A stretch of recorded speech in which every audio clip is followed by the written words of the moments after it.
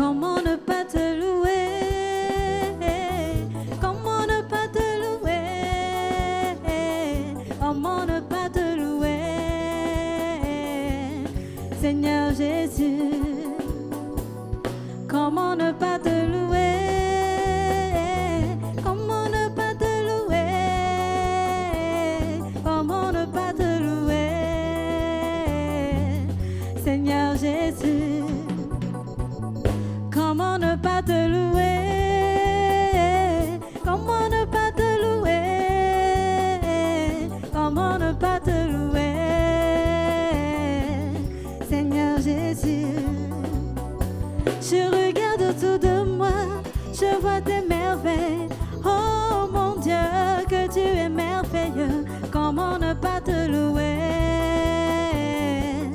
Seigneur Jésus, je regarde autour de moi, je vois tes merveilles. Oh mon Dieu, que tu es merveilleux. Comment ne pas te louer? Seigneur Jésus, comment ne pas te louer? Comment ne pas te louer? Comment ne pas te louer?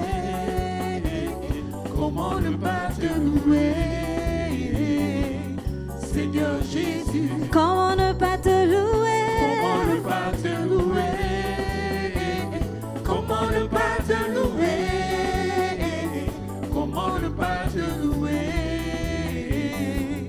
Seigneur Jésus, Je regarde dans ma vie, je vois tes bienfaits.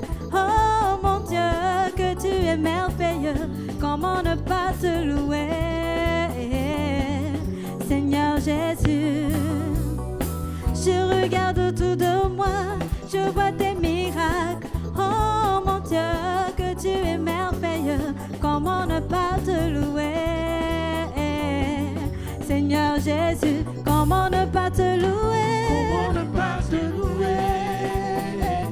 Comment ne pas te louer? Comment ne pas te louer? Seigneur Jésus, Comment ne pas te louer? comment ne pas te louer?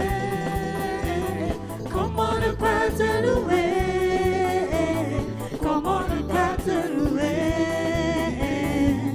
Seigneur Jésus, Aïe, aïe, ouais. Aïe, aïe, ouais. Aïe, ouais, yeah. Yeah, baby, was aïe, aïe, ouais. Aïe, aïe, ouais. Aïe, ouais, yeah. Yeah, baby, was aïe, aïe, ouais. aïe, aïe,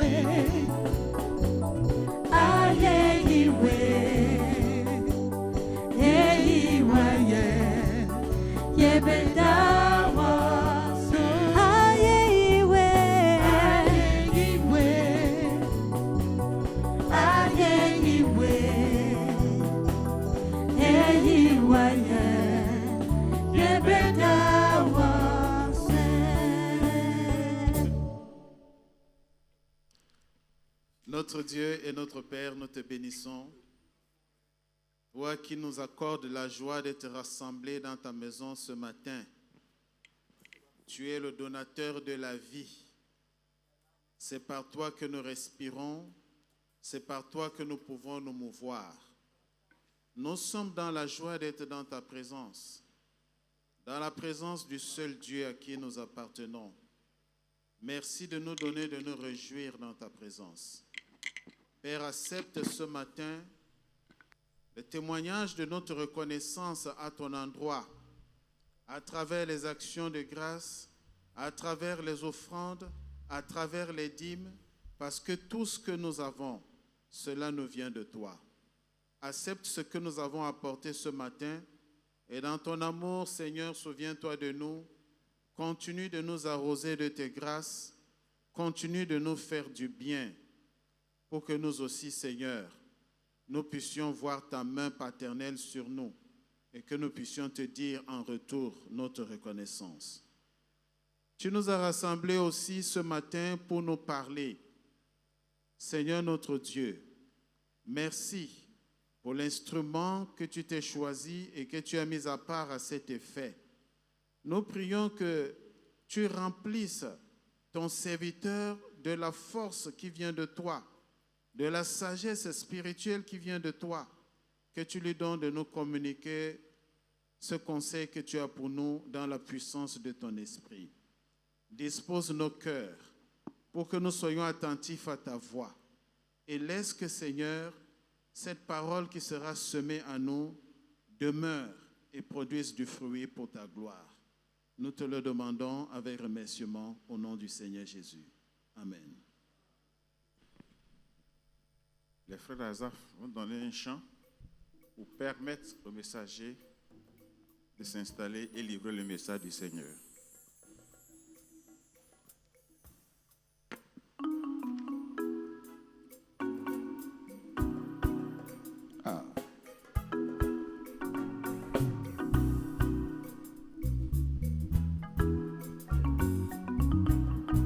Tout seul dans ce monde, abandonne de tous, pauvre misérable, qui pourrait m'aimer?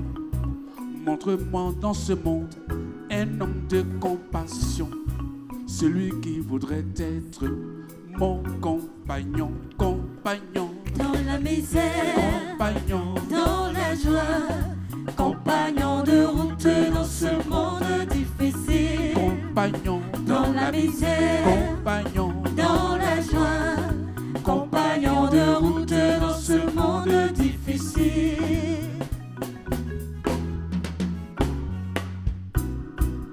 Si comme moi vous cherchez ce compagnon, laissez-moi vous dire où vous pouvez le trouver. Car moi je l'ai trouvé et il vit avec moi. Enfin je l'ai trouvé, mon genre de compagnon, compagnon dans la misère, compagnon dans la joie, compagnon de route dans ce monde difficile. Compagnon dans la misère, compagnon dans la joie, compagnon de route dans ce monde difficile.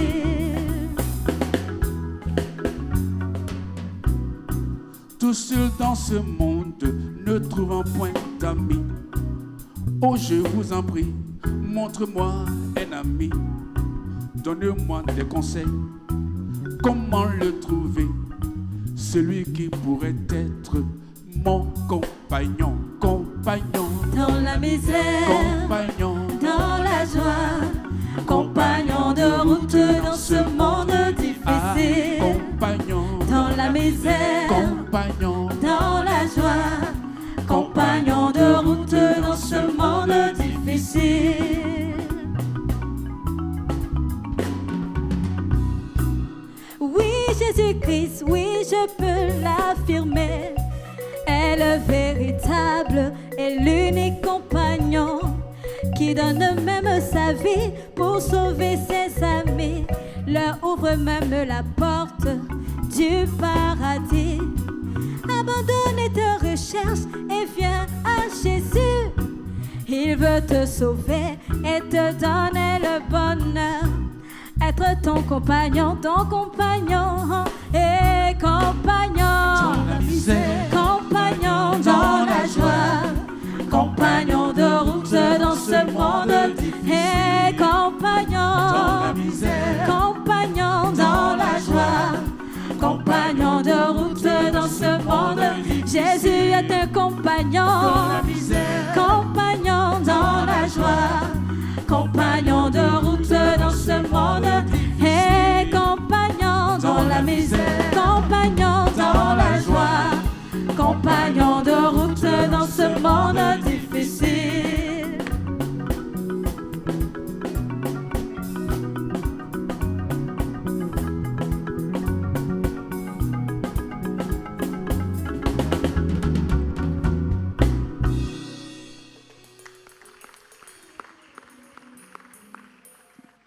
Amen.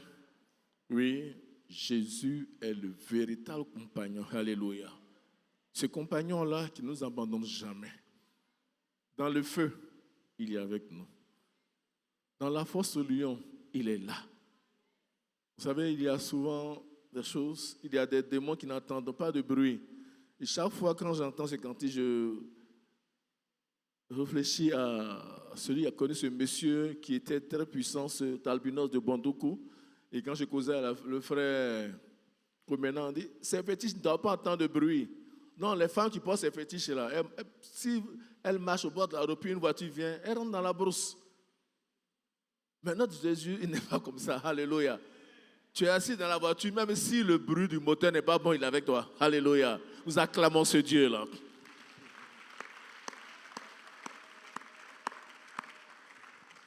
Amen. Là, notre pasteur nous salue toute l'église.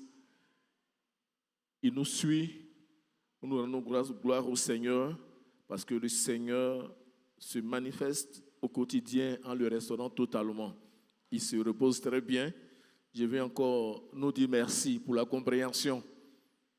On ne vous a pas privé de notre pasteur, non. Ensemble, on l'entretient très bien pour qu'il revienne bien reposé, totalement restauré. Alléluia. Et c'est pour notre intérêt. On va prier pour notre pasteur. Dis merci au Seigneur pour sa vie. Dis Seigneur, tu fais tout à merveille. Continue ton œuvre dans la vie de ton serviteur, notre pasteur. Prie à notre Dieu. Merci Jésus. Père, nous te rendons honneur, majesté et gloire. Merci pour notre pasteur, ton serviteur que tu as établi. Merci parce que tu le restaures et tu continues encore. Tu lui donnes le repos approprié. Seigneur, merci. Et pendant que tu lui donnes ce repos approprié, la restauration appropriée, tu tiens l'Église dans le creux de tes mains. Et le séjour des morts pourra jamais prévoir contre notre assemblée au nom de Jésus. Amen. Amen. Que Dieu nous bénisse. Nous allons prendre nos Bibles, on va lire nos passages de base qui est tiré du livre des Juges, le Juge 5, les versets 12 et 13. Juge 5, versets 12 et 13. Réveille-toi, Déborah. Le verset 12, on n'a pas fini de lire le 12. Réveille-toi, Déborah. Réveille-toi. Dis un cantique.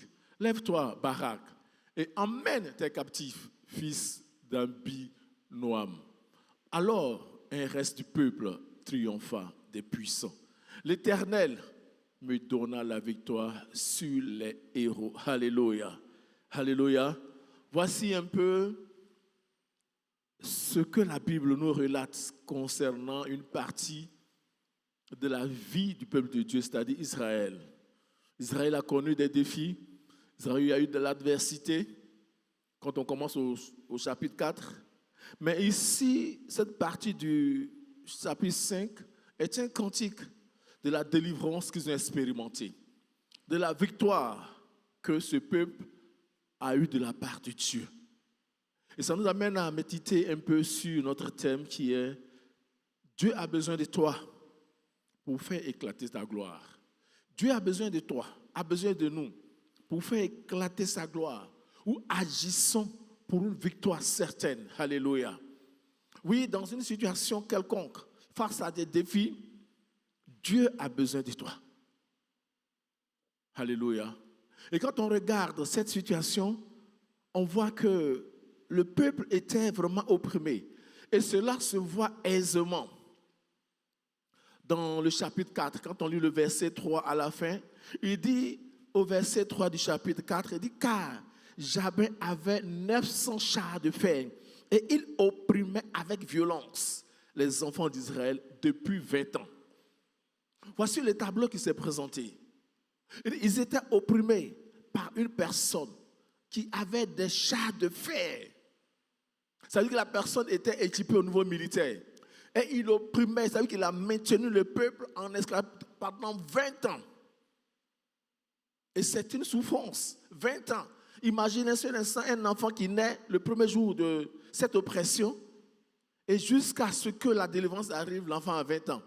Donc l'enfant peut dire, il a passé 20 ans de sa vie dans l'oppression, dans la souffrance, dans les difficultés. Et ça nous amène à réfléchir, nous chrétiens. Quelle est la situation que nous vivons quelquefois? Quelle est la situation que tu vis au travail, à la maison, dans tes études, dans ta santé, un peu partout, dans tes finances, dans ton quotidien? Ici, leur souffrance à ce niveau a duré 20 ans. Et ce monsieur-là, il était cruel. Il les opprimait. Ce n'est pas l'oppression que nous voyons, non, une oppression terrible. C'est-à-dire que les gens vivaient, il les opprimait, pas d'une certaine manière, avec violence. C'est-à-dire que pas seulement c'est l'oppression, mais dans la violence. Et ça nous amène à réfléchir aussi sur nos situations. Quelle est ta situation? Est-ce que tu vis une oppression mentale? Il y a des gens qui sont opprimés mentalement, pas de puissance. Ils en sont conscients. Il y a des gens par rapport à une situation, surtout quand la fin de l'année approche, une oppression terrible. Parce qu'on leur dit qu'en fin d'année, quelque chose va se passer, quelque chose de négatif dans leur famille, où le diable va agir dans tel endroit. Il y a des gens qui sont opprimés, oppressés, mais ici avec violence. Quelle est ta situation? Est-ce que tu vis une oppression? Est-ce que tu vis une violence quelconque? Mentale, psychologique, tu peux même dire financière quelque part? Ou une maladie t'opprime? Voilà un peu le tableau qui se présente. Quelle est ta situation? Et tu fais l'état des lieux. Tu apprécies toi-même ta situation. Quelle est ta situation? Comment te retrouves-tu? Est-ce que tu vis une oppression? Quel genre d'oppression que tu vis? Mais dans cette situation, dans cette oppression, Israël n'est pas resté à se morfondre. Et c'est en cela, le verset 12 et 13 du chapitre 5 nous interpelle. Il dit, réveille-toi. Il dit, réveille-toi, Déborah. Réveille-toi, réveille-toi. Dis un cantique, lève-toi. Oui, lorsque tu sens une oppression, tu sens une opposition, tu sens l'adversité, il faut prendre conscience et se réveiller. C'est vraiment important parce que quelquefois, on veut s'accommoder avec l'oppression. On veut s'accommoder avec des difficultés. On veut s'accommoder avec ce que nous vivons. Et on va jusqu'à même à dire, c'est ma maladie. Ou on va même jusqu'à dire, dans ma famille, c'est comme ça. Dans ma famille, on ne dépasse pas ça. Mes parents n'ont pas pu dépasser ça. C'est-à-dire que si tu es trop arrivé loin à l'école, c'est CP2. Et tu t'accommodes à cette situation-là. Qu'est-ce que Dieu te dit? Ou tu dis non, dans ma famille, vous savez, j'ai eu un témoignage, quelqu'un. Vous savez, souvent, nos parents ont fait des choses. Et il faut vraiment connaître sa situation. On dit par le passé, à cause de la situation que l'Occident faisait vivre aux pays africains, l'esclavage en particulier, ils ont fait des pratiques occultes. Et dans le village, personne ne doit aller chez les Blancs. Personne ne doit aller chez les Blancs. Et cette personne-là, elle dit qu'elle devait aller en France et elle a sa camarade qui est mariée et le mari de sa camarade, elle l'a mis au consul de France. Donc le consul a dit, envoie les passeports et puis je vais vous donner les visas, vous allez partir en vacances parce qu'elle travaille. Elle ne va pas pour rester là-bas. Le monsieur, son passeport, le passeport de sa femme, le passeport de la camarade de sa femme et les enfants, il met dans une enveloppe, il a scellé, il a remis main à main au consul de France. Le monsieur prend l'enveloppe, il dépouille, il donne tous les visas, il ramène les enveloppes, on ne voit pas pour la dame. Et il dit, mais il y a un passeport qui manque. Il dit, non, j'ai ouvert le passeport, demande à ma secrétaire, aucun passeport ne manque. Son passeport a disparu jusqu'à ce jour. Disparu. Le monsieur, le consul, il est dépassé parce qu'il est habitué à gérer les passeports. Il ne met pas n'importe où parce qu'il connaît la valeur d'un passeport. Et son passeport a disparu. Je me pose la question, est-ce qu'en entrant dans l'ambassade, le passeport, parce que c'est là-bas, c'est France aussi, hein, c'est le territoire français, est-ce que le passeport est rentré là-bas? Ça ne va pas, elle ne doit pas aller chez les Blancs. Voici une situation qui nous perturbe quelquefois. Qu'est-ce que nos parents ont eu comme alliance? Et lorsque tu prends conscience de cette situation-là, et comme le pasteur donne des témoignages ici, où dans ces cas, même à l'école, c'est compliqué, parce qu'on dit l'école des Blancs. Donc vous allez à l'école, vous allez étudier jusqu'à vous êtes à CP2. Et si tu dois réussir, il faut quitter ton village pour aller avoir CP dans un autre village. Mais tant que tu es chez toi, vraiment tout ce qu'on écrit au tableau là, tu ne comprends rien. Parce que l'ennemi s'est saisi de cette déclaration-là, s'est saisi de cette pratique-là pour t'étouffer. Même le travail. J'ai connu des personnes qui ont eu des maîtrises, mais qui n'ont jamais travaillé. Parce que l'ennemi a dit, tu ne peux pas aller chez les Blancs. Or, dans notre langage, dans nos ethnies, on dit travail des Blancs. Quand tu travailles à Abidjan dans un bureau, on dit il fait travail des Blancs, parce que ce sont dans notre ethnie. Donc, cette déclaration-là fait que la personne, son travail, c'est le champ, même si tu as doctorat. Parce que l'ennemi s'est saisi de cette pratique-là pour te fermer les portes. Mais c'est à toi de connaître ta situation. C'est à toi de voir quelle est ta situation. Nous sommes tous enfants de Dieu. On n'a pas les mêmes réalités spirituelles. On n'a pas les mêmes réalités spirituelles. Il y a des gens qui ont eu des déclarations. Moi, j'ai connu un cas où la personne disait que ses parents sont allés adorer un fétiche en son temps. Et ils ont demandé travail. Ils ont demandé prospérité. Ils ont demandé succès. En tout cas, à ces démons-là. Et ils sont rentrés. Et quand ils sont rentrés au village, il y a un ancien qui était là, un adorateur, qui a dit, ah, on est allé, mais on a oublié de demander mariage. Il y a un qui était à côté, qui a dit, oh, c'est pas grave, si un enfant, si nos filles là, elles travaillent, elles ont l'argent. Garçon va courir après elles. Si nos enfants, les hommes, travaillent, le mariage c'est facile. Or, c'était là le piège du diable. Et cette famille-là, j'ai connu 2 dedans. Mais le problème du mariage, c'est compliqué. Il y a une qui a expérimenté le mariage. Mais en expérimentant le mariage, elle a marié un boxeur. Il va frapper la femme. Elle a marié un brutal, un violent. Et ce qui était extraordinaire, elle a acheté une maison. La maison où elle vit, elle, son mari, ses enfants, c'est la femme qui a acheté. Mais elle a fui sa maison qu'elle a achetée. Elle a laissé le monsieur seul, elle est partie avec les enfants. Parce que quand il arrive du travail, même son bonjour, c'est injure, il entend. Une violence pas possible. Elle a dû aller vivre chez sa sœur. Et c'est là nous relater ces faits-là. Voyez un peu comment est-ce que notre situation peut se présenter. Parce que nos parents sont allés adorer des démons et ont signé des pactes qui nous suivent. Et quelle est ta situation? Face à cette situation-là, Dieu dit, réveille-toi. Réveille-toi. Il faut te réveiller. Dieu nous invite à une prise de conscience de la réalité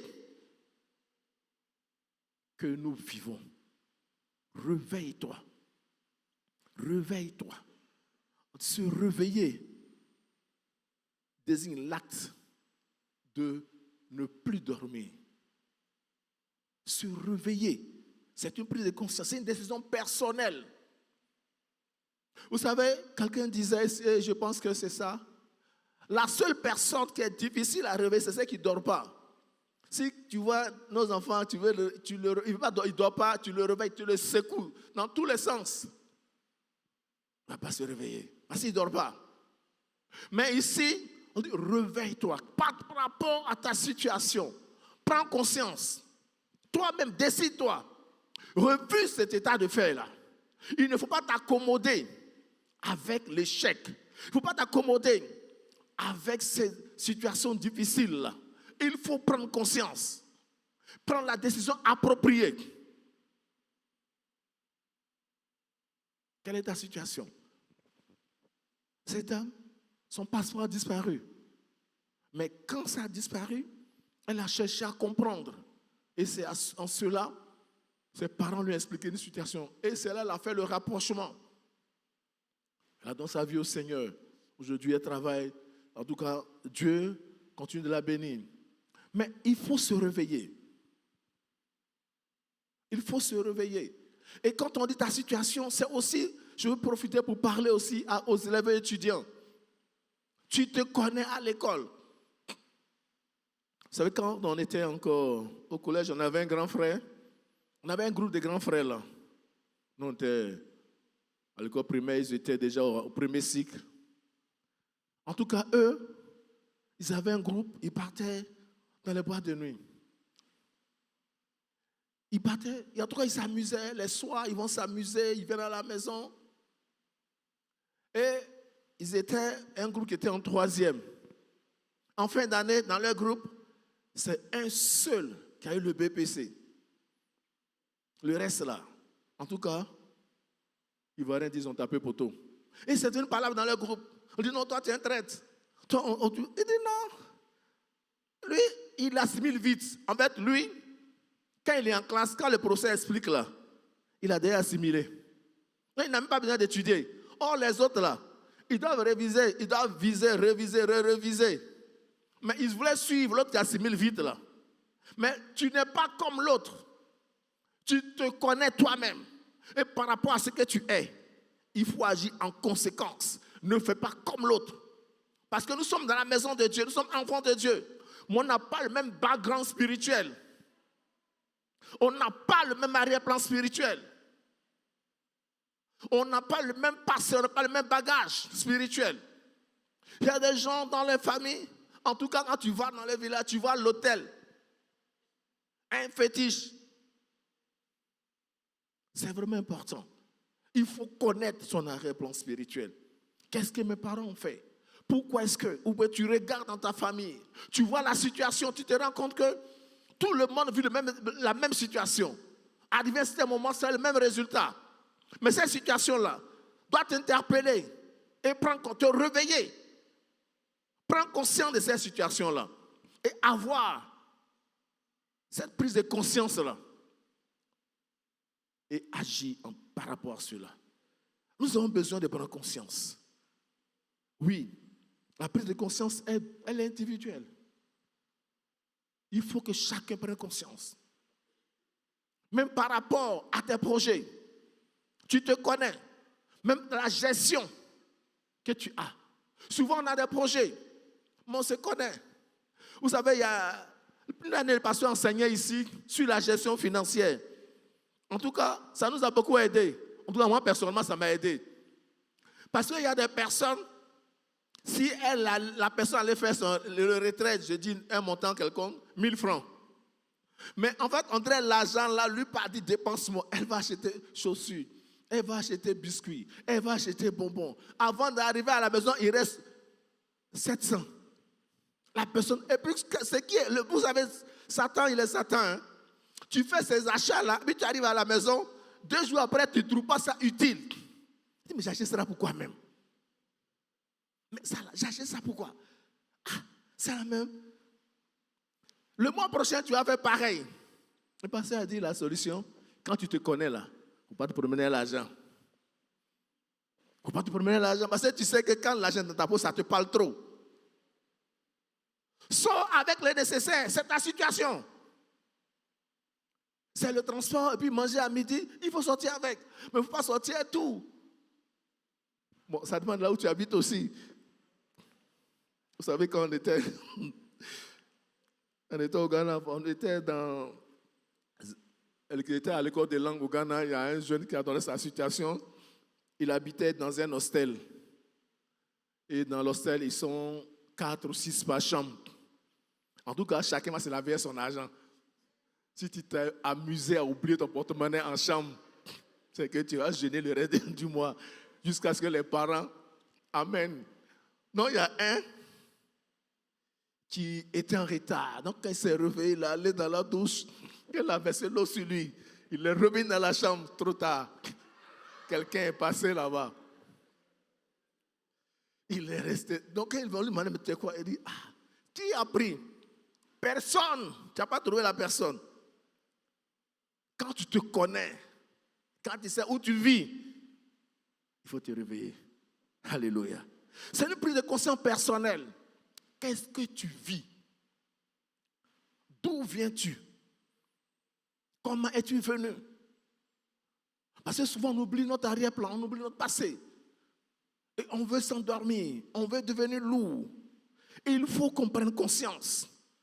Et de se réveiller, se situe dans un contexte d'une invitation personnelle. Dieu nous invite, quand tu connais ta situation, quel est ton défi? Et chacun a un défi. Vous savez, chacun a un défi. Et la seule personne qui n'a pas de défi, c'est la personne qui n'a pas d'ambition. Celui qui n'a pas de défi n'a pas d'ambition.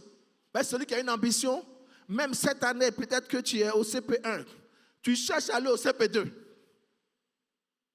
Après, tu cherches à aller un peu plus devant. C'est ça, un enfant de Dieu. Dieu dit, mon serviteur prospérera. Il s'élèvera. Il s'élèvera bien haut. Dans le plan de Dieu, nous devons évoluer de manière permanente. Et c'est ça notre défi aussi à certains niveaux. Mais face à cette situation-là, il faut te réveiller. Il faut se connaître soi-même.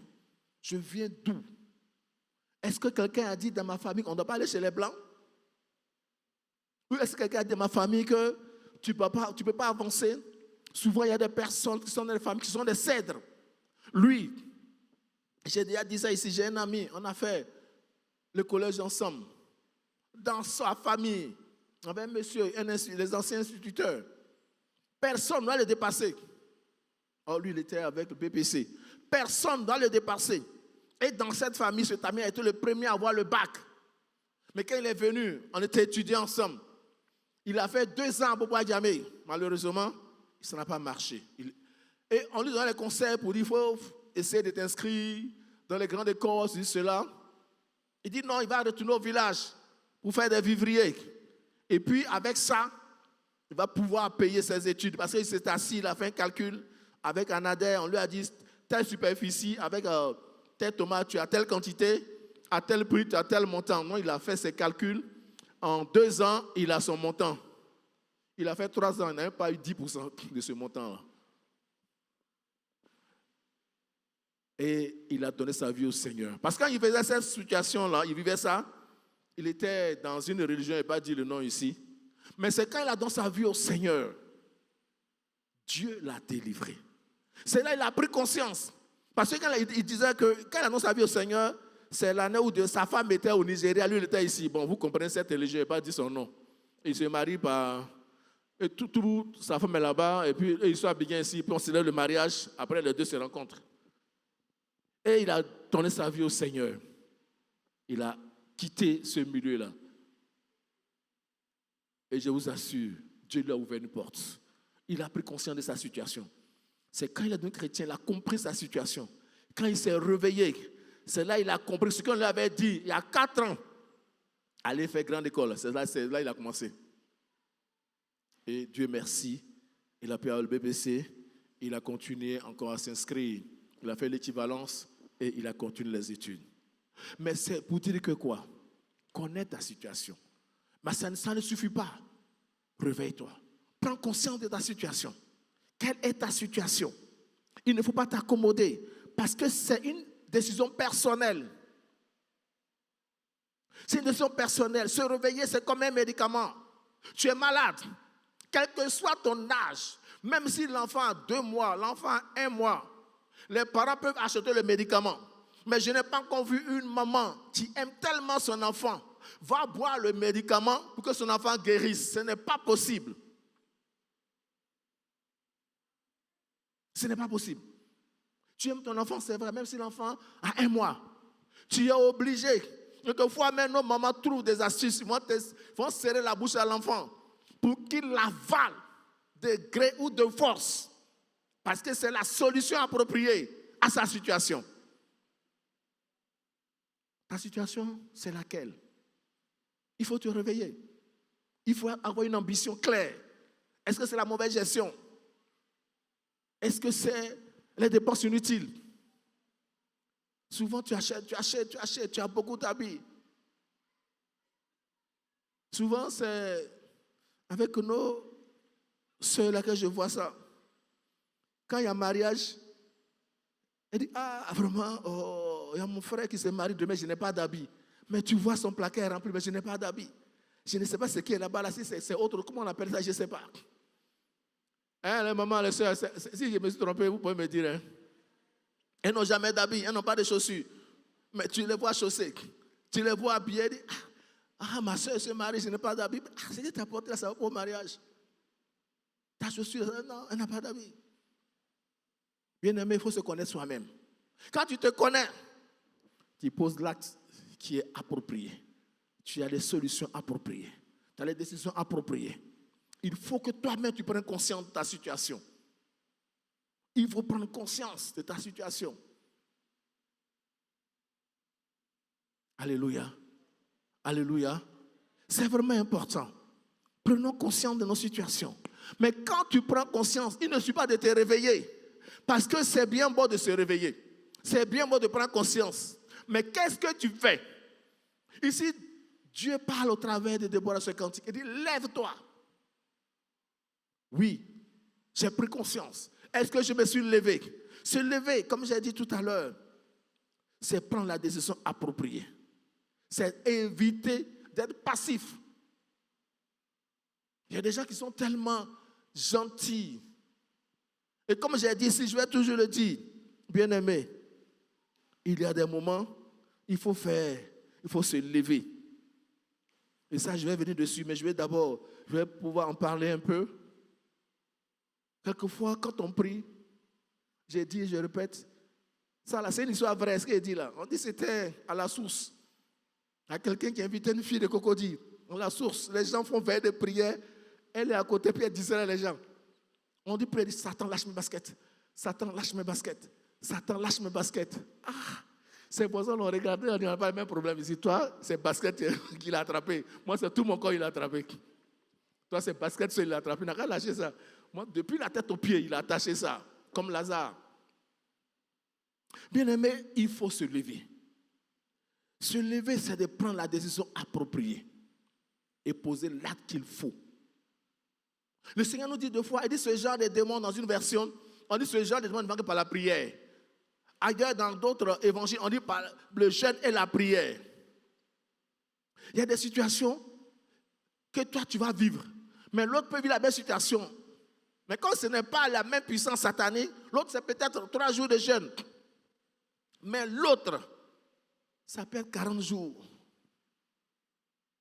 Et il va jeûner. La viande est finie, c'est os qui reste. Mais il va jusqu'au bout. Il se lève parce que je sais d'où je viens.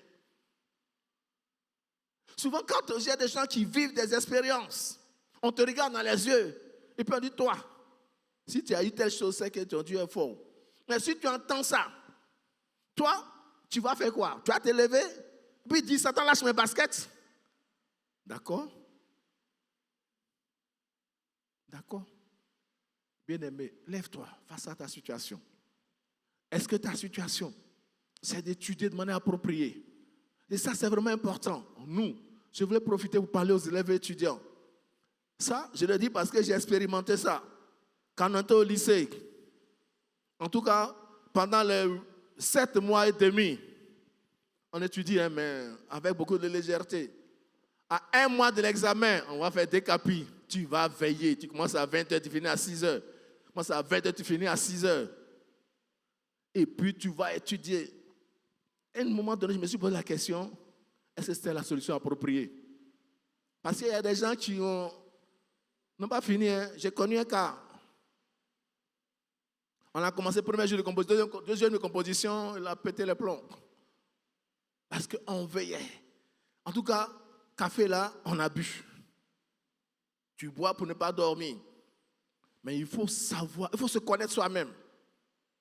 Bien-aimé, face à ta situation, lève-toi. Lève-toi. Ne laisse pas Satan t'imposer sa volonté. Tu es enfant de Dieu. La Bible dit, tu n'es plus né de la chair. Tu n'es plus né du sang. Tu n'es plus né de l'homme, mais tu es né de Dieu. Jean 1, 12 à 13.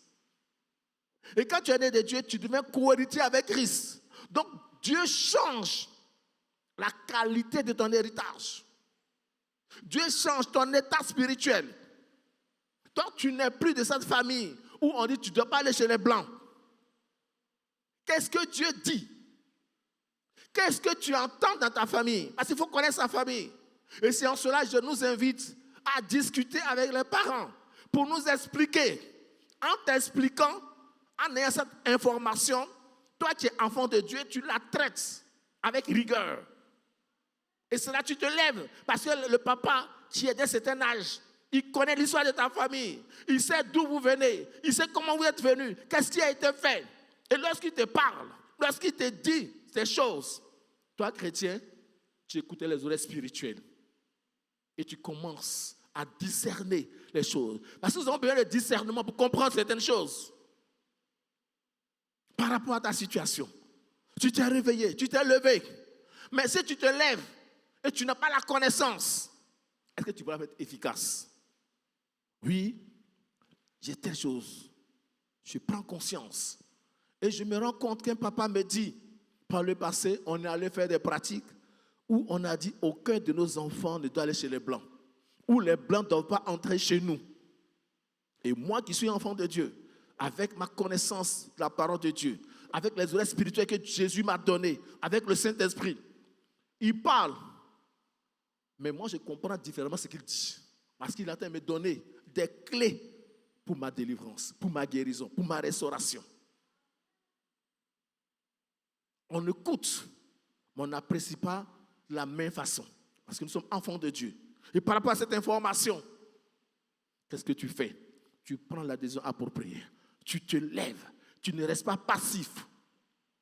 Évitons d'être passif face à l'adversité. Évitons d'être nonchalants face à l'opposition. Dieu invite ici par Déborah. Il dit de se réveiller, de se lever. Mais à travers Déborah, Dieu nous donne deux chemins qui vont ensemble. Alléluia. Deux chemins qui vont ensemble. La Bible nous dit que quoi? Le peuple de Dieu a fait quoi? Ils ont prié.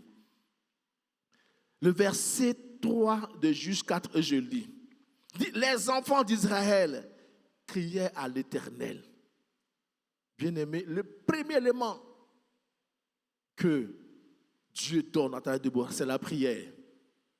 Face à ton défi, passe du temps dans la prière, passe du temps dans le jeûne, parce qu'ils ont compris. Il dit, les enfants d'Israël criaient à l'Éternel, car Jabin avait 900 chars de fer. Il opprimait avec violence les enfants d'Israël depuis 20 ans. Ils ont crié à Dieu. Ils ont prié. Face à ton défi, que fais-tu? Est-ce que tu attends le programme de jeûne et prière de l'église, les 21 jours, pour confier ta situation au Seigneur?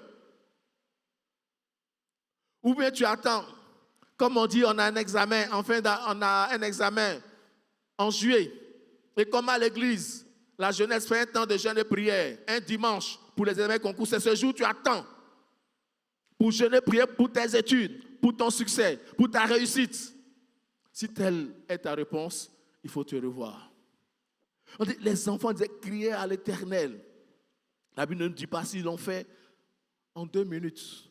Mais quand tu es assis sur le feu, tu sais qu'il faut frapper jusqu'à ce que Dieu te délivre. Et je vais nous inviter à pouvoir préparer la victoire dans la prière. C'est vraiment important. Israël a compris cela. Et ils ont prié parce que l'adversaire les opprimait avec violence depuis 20 ans. Tu as quel âge? L'oppression de cette puissance dans ta famille, c'est depuis combien d'années? Depuis combien d'années?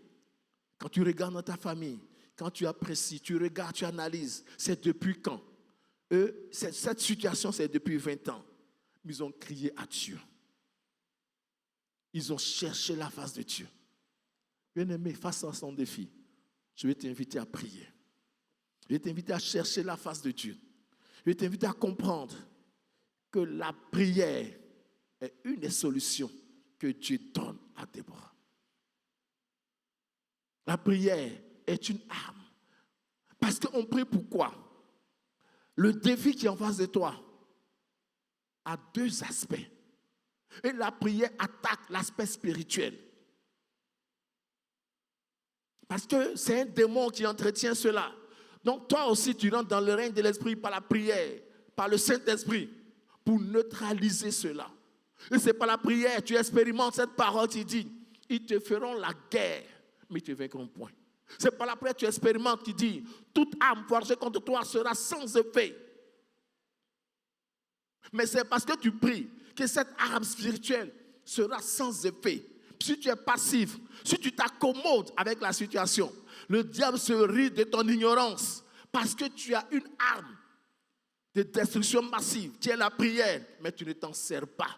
Et lui, il se sert de ton ignorance pour t'opprimer, pour t'étouffer et pour te nuire. Qu'est-ce que tu fais? Il faut prier. Il faut prier. En tout cas, le pasteur, une fois disait ici, on dit qu'il faut prier à minuit. Mais si ton partenaire, on dit de prier à minuit. Bon, ton partenaire est en Australie. Vous devez prier, vous deux, à minuit. Hein. En Australie, il y a 8 heures de décalage. Est-ce que ton minuit, c'est son minuit? Donc, toi, on dit ton sujet là, tu es allé voir ton prophète. Tu dis à ton partenaire, mon prophète dit pour mon sujet de prier à minuit. Vous n'allez jamais prier, parce que vous n'avez pas le même minuit. Donc, ça vous dire que quoi? Il ne faut pas te laisser distraire par ça. Notre Dieu, ce n'est pas à ces heures-là qu'il se réveille. Au moins, il fait la sieste jusqu'à 23h, il dort. Et puis à minuit, il dit, ah, mon fils, je me suis réveillé, maintenant parle. Ce n'est pas un chef d'État qui dort, qui dit, tu vas au bureau à 11h. C'est Dieu. La Bible dit, il ne sommeille ni ne dort. Non, si on veut regarder les quand le passage, ça a ouvert mon esprit, mon intelligence par rapport à ça. C'est vraiment important. Parce que souvent, on se laisse distraire par certains enseignements. Tu pries avec un partenaire. Sur les réseaux sociaux, lui, il est en Australie, il y a 8 heures de différence. D'autres sont en Turquie, il y a 4 heures de différence. Et vous priez ensemble. Votre minuit, là, est-ce que ça se ressemble? On dit, il faut prier pour ton cas, là, c'est à minuit, il faut prier. Donc, mon partenaire en Australie, 8 heures. Quand il est 8 heures, là, lui, il est minuit chez toi. Quand il est au travail, c'est là, toi, tu pries. Mais vous avez prié comment? Vous n'avez jamais prié, hein? Si c'est minuit, tu attends. Sortons de ces raisonnements qui nous étouffent dans la vie de prière. Bien-aimés, prions face à nos défis. Déborah ici a compris. Et Déborah ici dit, il dit les enfants d'Israël, criez à l'Éternel. Est-ce que tu cries à Dieu par rapport à ton cas? Parce que nous pouvons être dans une situation où j'ai mon cas. Et dans le groupe, on a notre situation. On a dans la famille, on est là. On dit dans notre famille, voici ce que l'ennemi a décidé. Mais moi, dans cette décision-là, j'ai mon cas. Mais il faut prendre conscience de ton cas. Il faut prendre conscience de ton cas. C'est vraiment important. Pour crier à Dieu, autant que cela est possible, jusqu'à une délivrance totale. Quel est ton cas? Est-ce que tu pries? Ou bien tu fais des prières télégraphiques? Souvent, et ça tout ça nous interpelle. Des chrétiens, on peut passer des heures devant la télévision. En tout cas, on connaît tout le programme. La RTI, je me rappelle, il y a quelques années, le pasteur nous disait ici comment c'est la speakerine avant qui te dit, pardon, il se fait tard, va dormir. Mais cette même personne-là, c'est sous la douche, elle se souvient qu'elle doit prier. C'est qu'elle se réveille et il doit aller au travail. Et c'est là, appelle Seigneur, merci parce que tu es bon, Seigneur, merci parce que tu es grand. Gloire, tu sois rendu béni ma journée au nom de Jésus, amen. Ça, c'est un mandat télégraphique. Mais cette même personne, je me souviens, on était encore étudiants, on était chez notre grande sœur, qu'on a fini. On avait reçu de la visite, on devait prier. Cette connaissance, elle est venue. Elle est venue à 20h. Jusqu'à 22h, causerie ne finit pas. On dit, bon, on va prier. 10 minutes après, tu attends, elle ronfle. Chrétienne, évangélique. Bon, on a laissé, on a fini notre prière. Et puis je lui ai demandé, prière, c'est ton somnifère, mais c'est quoi pour toi? On prie, tu dors. Ou bien tu es de l'autre côté. Parce que prier ne peut pas faire dormir un chrétien. Hein? Quelqu'un on prie puis tu dors. Et ça, je nous interpelle aussi. Pardon. Quand tu te connais, souvent, vous avez les veillées de prière là. On dit adorons le Seigneur. J'ai réveillé des gens ici, ils sont couchés dans l'adoration. Il y a longtemps, ils sont partis. On dit couchez-vous pour adorer le Seigneur. Il est couché même. Dans l'adoration. Hein? Ça, c'est. Je nous parle, nous tous, hein? On se comprend, non? Ça, c'est pour nous tous, je suis dedans aussi. Hein? Assez les veillées là. Quand le pasteur vient ici, il dit on va adorer le Seigneur. Puis tu te couches. Tu as peut-être 1 minute de dire Seigneur, tu es bon. Le reste là. Si ton voisin n'a pas fait attention, tu risques de ronfler là. Alléluia. Hein, si tu sais que tu as sommeil, mon frère, il faut adorer debout. C'est mieux. Quand tu te connais là, adopte la stratégie qui t'est appropriée. En tout cas, si tu es comme moi, il faut marcher pour prier. Sinon, ton voisin te regarde. Quand on a fini, maintenant, toi, tu es couché. Et puis, c'est comme une célébration. On t'entend battre. Tu te réveilles. Tu dis, hey, mon frère, tu faisais quoi? Alléluia. C'est pour nous dire que quoi, bien-aimés, adoptons ce qui nous convient comme attitude. On se connaît. Chacun se connaît. Donc ici, dans la prière, si moi, mon cas là, c'est de faire 1 jour de jeûne, 2 jours de jeûne, 3 jours par semaine, je vais faire parce que j'ai un défi à relever. J'ai en face de moi quelqu'un qui ne dort pas, un Goliath pas possible, ou bien un pharaon terrible. Je vais prendre le temps approprié pour chercher la face de Dieu parce que je veux un résultat. Je veux quitter là où l'ennemi m'a placé pour aller où Dieu veut que j'aille. Mais c'est un chemin, c'est un parcours. Et c'est ma volonté. L'autre élément que Déborah donne ici, Déborah dit à Barak, il dit Barak convoqua Zabulon et Nephtali et Kadesh. 10 000 hommes marchèrent à sa suite et Déborah partit avec lui. Alors, verset 14 du Juge 4, alors Déborah dit à Barak, lève-toi, car voici le jour où l'Éternel livre Sisera entre tes mains. Bien-aimé, il dit, l'Éternel ne marche-t-il pas devant toi? Et Barak descendit du mont Tabor, ayant 10 000 hommes à sa suite. Bien-aimé, tu as jeûné, tu as prié. Je prends le cas des examens, des études. Tu es enfant de Dieu. Tu jeûnes, tu pries, mais tu n'étudies pas. Tu connais ton résultat? Ça veut dire quoi? Après la prière, il faut poser l'acte approprié à ton cas. Est-ce que ton cas, c'est d'aller déposer les demandes d'emploi dans les entreprises? Il faut le faire. Est-ce que ton cas, c'est d'aller t'inscrire pour le concours? Il faut le faire. Il ne suffit pas de prier. Mais après la prière, il faut poser l'acte approprié. Tu dis, tu veux te marier. Tu veux te marier, tu veux te marier. Mais toi, la sœur, ton visage, façon ça, on dirait que tu es édenté. Tu ne souris jamais. Qui veut marier son adversaire? Mais il ne marie pas mon adversaire. Ah, tu ne souris jamais. On ne sait même pas s'il y a dents dans ta bouche. Parce qu'il faut sourire aussi. On dit, ah. Ou bien toi, le frère, tu t'habilles, on dirait que tu n'as pas compassion de toi. Et puis tu dis que la soeur, tu lui dis, on se voit bien qu'à venir. Non, il faut nous laisser tranquilles. Mais ton invitation, elle refuse. Parce que la camarade dit, ah yo, le frère là, il dit quoi? Il dit non, il s'est trompé. Parce que quand il s'habille, même Joker même s'habille un peu. Bien un peu. Hein, les frères, c'est à nous je parle, hein. Je suis dedans aussi. Il faut t'habiller bien, pardon. Faut pas, pour que ta chaussure te rende bancale. Tu as dit non, la soeur n'est pas convertie. Elle ne peut pas prendre quelqu'un qui est bancal avec ses chaussures. C'est pas possible. Même si on est rempli du Saint-Esprit, on a du goût quand même. Parce que je suis loin de Dieu que je n'ai pas de goût. Pardon, tu es joli, mais ton pantalon aussi, il faut laver. Hein, vrai? Hein, la jeunesse, exemple, hein, pardon, aidons-nous. Aidons-nous à avancer. On dit, et puis, je me rappelle, un frère m'a donné son témoignage ici, il n'a pas dit son nom, s'il est là. Il y a une soeur qui l'intéressait. On était à la réunion de la jeunesse, mais ce qu'elle sortait de sa bouche là, on est bombe nucléaire. Il dit, la bombe là a fait disparaître l'amour. Il dit, qui est? Son frère parle. Elle parle mal. On la connaissait pour ça, quand on fait nos réunions, non?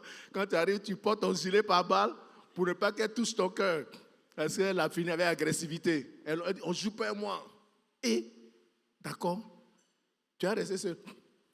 Tu as joué seul. Qui va jouer un monstre? Et je ne joue pas mon ennemi. Qui? Non, non, non. Elle est restée comme ça. C'est pas nous. C'est pas. Vous savez, c'est ça. Tu pries pour que tu te maries. Et ta prière et tes actions ne vont pas ensemble. Ça va c'est pas de manière concomitante. Les deux sont adversaires. Seigneur, donne-moi un frère. Et puis tu l'insultes. Qui t'a dit qu'il veut marier son adversaire? Non, qui? Il m'a insulté. Et celle-là, l'amour là disparaît même. Non, c'est pas possible. Tu veux avoir bac, tu n'étudies pas. Et tu attends la veille pour tout réviser. Tu t'assois, tu ne vas pas au cours. Tu dis non, un mois avant, c'est toi qui veilles. Tu veilles. Après, tu as surménage, tu dis non, je suis allé au village avant ma composition, c'est mon oncle qui m'a salué là. Quand il m'a salué, il m'a dit c'est quand ton examen? C'est là que j'ai mal à la tête. C'est faux. C'est pas ton oncle, même s'il est mauvais avant. Mais c'est ta méthode qui n'est pas appropriée. Ou tu pries pour ton entreprise. Tu pries pour que Dieu te bénisse. Mais tu manques de sagesse. Vous savez ce qui est intéressant dans notre Dieu? La Bible dit Dieu a donné à Salomon la sagesse, la connaissance et une très grande intelligence. Parce qu'il a prié. C'est dans la prière là. Dieu lui a donné ces capacités là. Pour qu'il puisse gérer avec sagesse. Poser l'action. Faire ce qu'il faut au moment qu'il faut. Parce que tu peux faire ce qu'il faut au mauvais moment. Imaginez sur l'instant, moi, quelqu'un a le palu. Il te dit, j'ai le palu. Il dit, ah ok. Maintenant, 2 semaines après, il est guéri. Et tu donnes un médicament de palu, il n'a qu'à boire. Est-ce que tu l'as aidé en réalité? Tu lui as envoyé le médicament, c'est vrai. Mais à quel moment? On dit, tu dois faire la bonne chose au bon moment. C'est au bon moment qu'on doit agir. On a prié. Mais Dieu dit à travers Déborah que c'est le moment de te lever et d'attaquer l'adversaire. Est-ce qu'on agit au bon moment?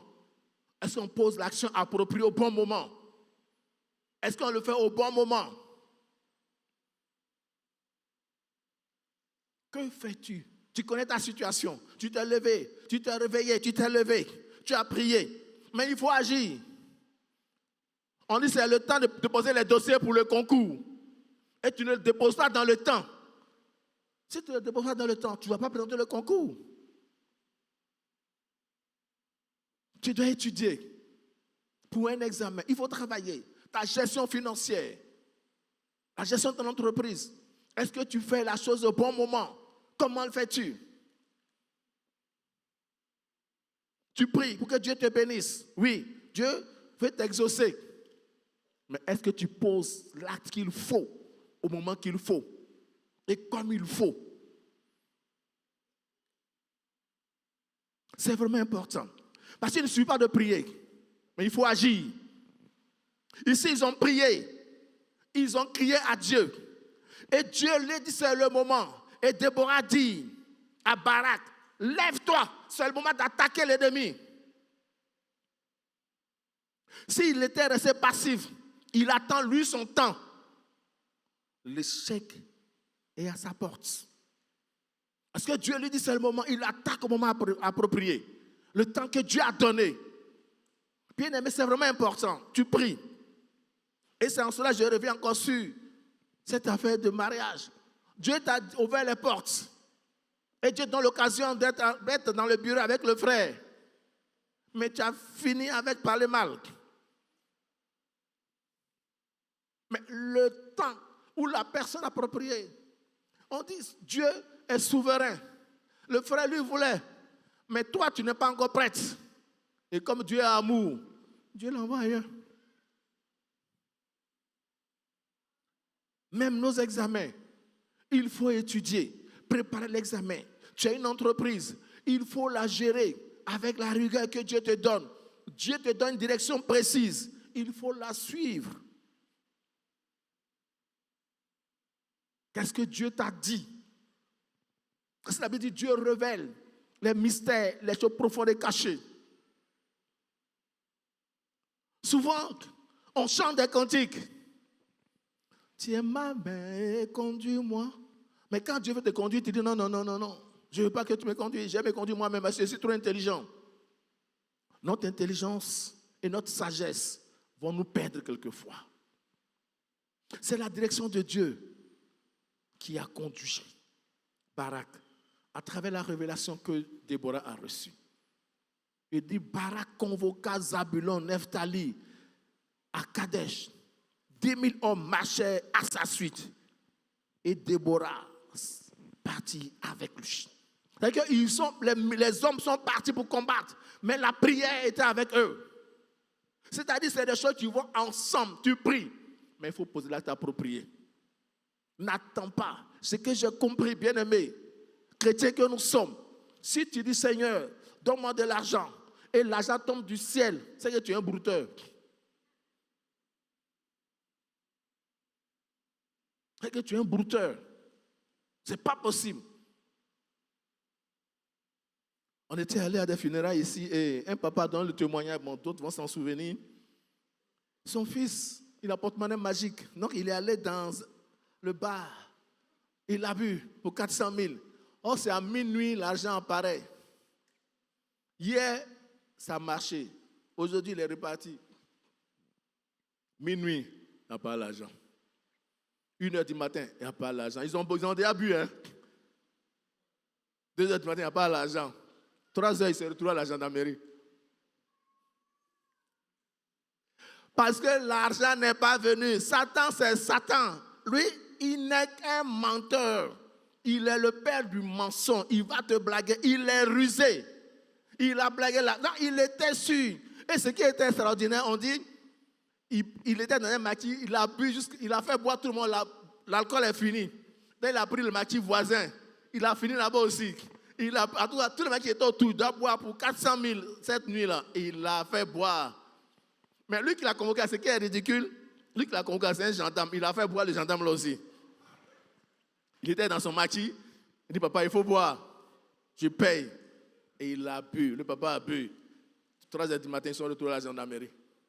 Il a levé son argent. Et c'est le papa de l'enfant qui a pris un engagement pour rembourser. Vous voyez comment Satan est?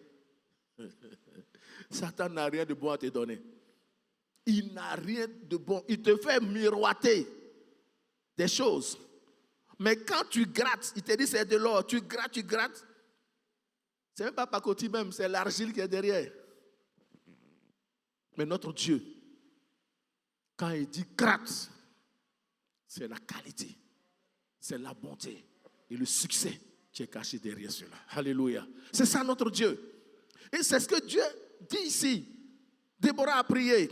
Mais elle demande à Barak d'agir, de poser l'acte approprié. Bien aimé pour ton entreprise, tu as prié. Est-ce que ton action est conforme? Parce que je ne suis pas d'agir comme ça. Est-ce que c'est conforme au principe de Dieu? Est-ce que c'est conforme à la direction que Dieu t'a donnée? Ou bien en marchant, tu as enlevé ta main dans la main de Dieu pour aller toi-même? Tu penses aller toi-même. Mais sache que si tu vas sans Dieu, ce qui est en face de toi, c'est Satan que tu as croisé. Bien-aimé, je veux vraiment nous inviter face à ton défi. Oui, quand tu vas avec Dieu, et c'est en cela, Paul pourrait parler à son fils Timothée, et je lis. Il dit, comprends ce que je dis, 2 Timothée 2, verset 7. Comprends ce que je dis, car le Seigneur te donnera de l'intelligence en toutes choses. Il dit, comprends ce que je dis, car le Seigneur te donne l'intelligence en toutes choses. Pourquoi? Parce que tu as prié, tu as demandé la solution au Seigneur. Qu'est-ce qu'il fait? Pour que tu puisses agir conformément à ton cas, avoir l'action appropriée. Dieu te donne l'intelligence appropriée, la direction appropriée pour que la victoire soit pour la gloire de notre Dieu. Alléluia. C'est ça, nous, enfants de Dieu. On prie et l'intelligence que Dieu nous donne, ça nous permet de poser l'acte qu'il faut, au moment où il faut, le lieu où il faut, comme il faut.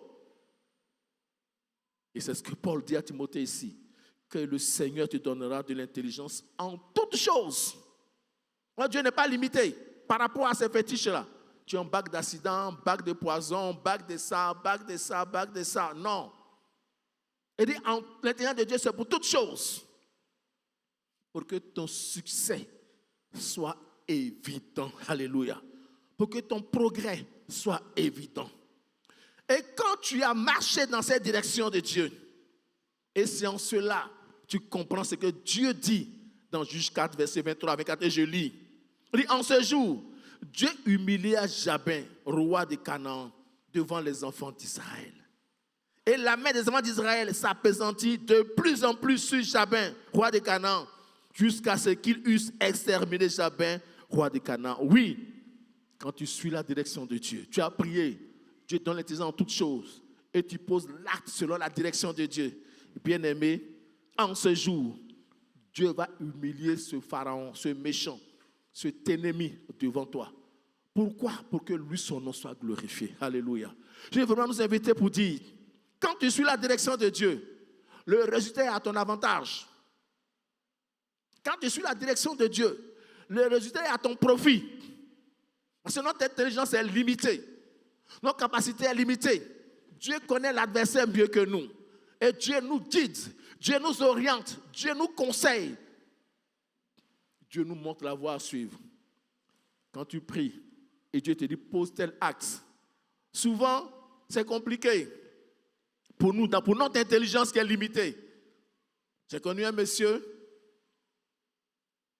qui a eu un grand marché et on a prié et Dieu lui a dit dans la dîme, c'était 10 millions qu'il devait donner à l'église. Il a regardé 10 000, il a regardé son passé, il a regardé l'église, il dit c'est trop pour ça. Il a pris le montant que lui veut et puis il a donné. En donnant, il a oublié qu'il a ouvert un boulevard à Satan, mais il a goûté galère. En tout cas, Satan ne s'est pas amusé à lui. Dieu dit donne. Il dit non, c'est trop. Mais Satan a pris avec force plus de 10 millions dans sa main.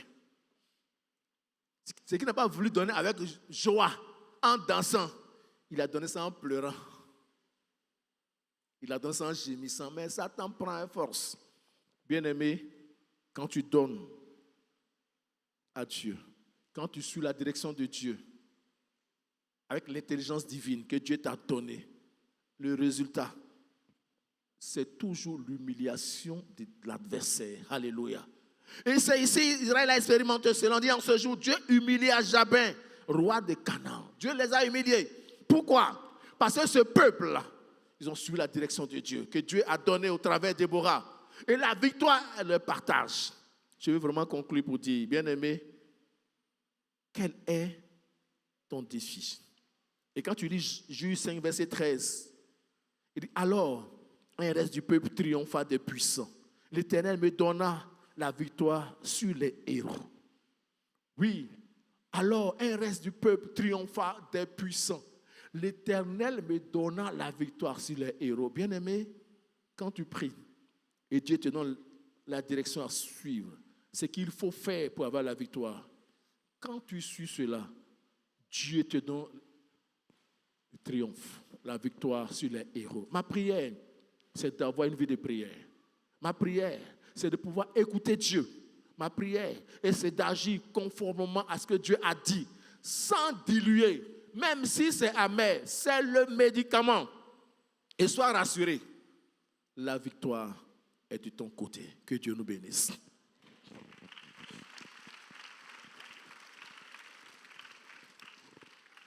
On va prier. Tu vas demander au Seigneur que tu donnes cette vie de prière face à ton défi. Est-ce que tu es en claque d'examen cette année? Le CP, le BPC, le bac? En tout cas, tu es à l'université ou bien tu as une entreprise, tu as un défi, tu veux investir, ou bien tu as tes projets. Tu as dit, Seigneur, donne-moi une vie de prière pour que j'ai la direction appropriée, comme tu as donné la direction à ton peuple au travers de Déborah. Prie notre Dieu. Tu pries pour toi, tu pries pour notre assemblée. Et Seigneur, quel est ton défi? Tu as besoin de la prière pour que tu aies la direction appropriée, pour que tu aies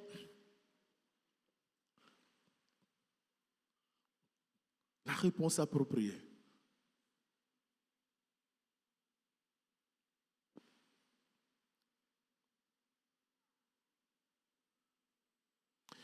Père, nous te bénissons, nous te rendons toute la gloire parce que tu es fidèle. Merci Seigneur. C'est toi qui as pour notre assemblée, pour mon frère, pour ma soeur, des projets de paix et non de malheur, afin de nous donner un avenir de l'espérance.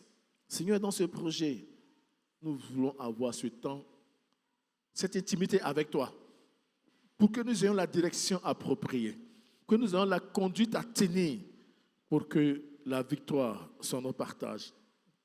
Nous te bénissons, Éternel des armées, Dieu de gloire, Dieu de paix. Merci, parce qu'avec toi, nous humilions nos ennemis. Avec toi, Seigneur, comme tu l'as dit ici, alors un reste du peuple triompha des puissants. L'Éternel me donna la victoire sur les héros. Seigneur, avec toi, nous avons la victoire sur tout adversaire au nom de Jésus. Amen. Amen. Que Dieu nous bénisse.